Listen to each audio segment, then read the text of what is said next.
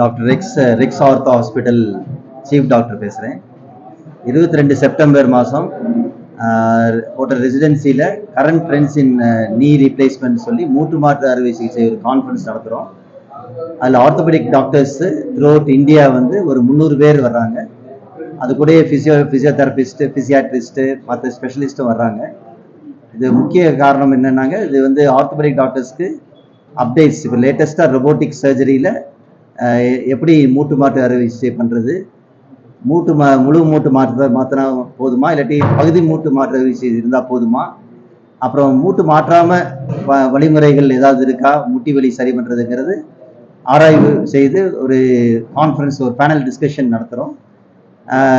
இந்த கான்ஃபரன்ஸ் வந்து Indian orthopaedic அசோசியேஷனும் Tamil Nadu orthopaedic அசோசியேஷனும் சேர்ந்து நடத்துகிறோம் இந்த கான்ஃபரன்ஸை. இதுக்கு வந்து நம்ம தலைமை தாங்கிறது வந்து Tamil Nadu orthopaedic association president doctor Deen Mohammed Ismail சென்னையிலேருந்து வர்றாரு.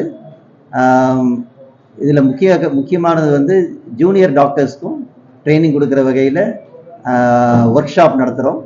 அப்புறம் லைவ் சர்ஜரிஸ், அதாவது எப்படி மூட்டு மாறு விஷய ரொபோட்டிக்ஸ் முறையில் பண்ணுறதுங்கிற முறையிலும் ஆர்த்தோபெடிக் டாக்டர்ஸ்க்குள்ள கொஸ்டின் அண்ட் ஆன்சர்ஸ் ஏதாவது சந்தேகங்கள் இருந்தால் தீர்க்கிறதுக்கும் for its knowledge sharing platform மாதிரி யூஸ் ஆகும். ஸோ இதனால நிறைய பப்ளிக் வந்து இப்போ லேட்டஸ்ட் டெக்னாலஜிஸு இல்லை மாத்திரையில் எப்படி முட்டு வலி சரி பண்ணுறது, இன்ஜெக்ஷன் மூலமாக சரி பண்ண முடியுமா, இல்லை கட்டாயம் சர்ஜரி தான் பண்ணுமா, சர்ஜரி பண்ணால் எது பெஸ்ட்டு, எது மினிமம், அதே மாதிரி எது இன்னைக்கு டெக்னாலஜியில் எது நல்லதுங்கிறது எல்லாமே பற்றி பப்ளிக் அவேர்னஸ் கொண்டுறதுக்காக இந்த ப்ரோக்ராம் நடத்துகிறோம். தேங்க்யூ, நன்றி.